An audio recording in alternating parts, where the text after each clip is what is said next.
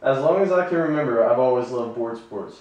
Wakeboarding, kiteboarding, skateboarding, snowboarding, surfing, you name it. Anything with a board I've done and loved. But there is one sport that I favor more than all of these, and that's surfing.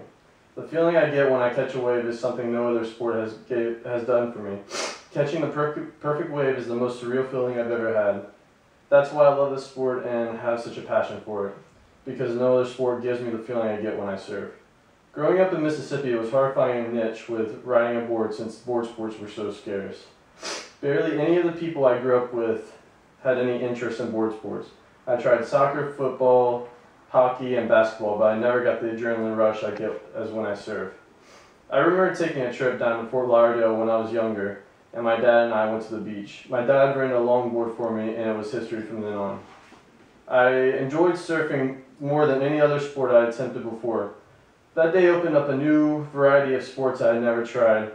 Going back to Mississippi was hard for me because I wanted to surf every day, but I couldn't because there weren't any waves.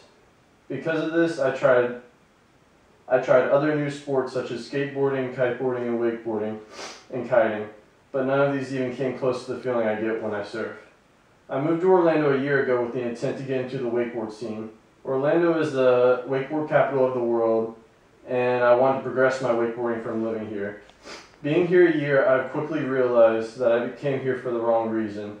I came here to wakeboard, but all I want to do is surf. I do not really have the desire to wakeboard like I used to.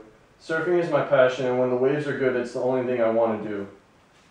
I'm happy I made the move here because it helped me realize how much I truly love the sport.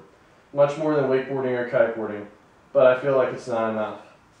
If I could, I would go surfing every day, and that's why I think it's time for me to move somewhere where that's possible. I recently decided that my next step in life is to move to San Diego, California. I plan to move there by the end of this year to finish my degree and progress my surfing. I should have my associate degree by the fall semester, so I plan on working a lot and saving money and start at a university there in the spring. Since I first visited California, I knew I wanted to live there someday. The perfect weather, great waves, and amazing scenery are more than enough for me to want to live there.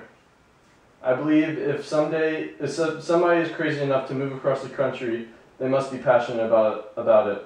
It doesn't stop there either. Moving there is my first step, but I plan to eventually get a job in the industry.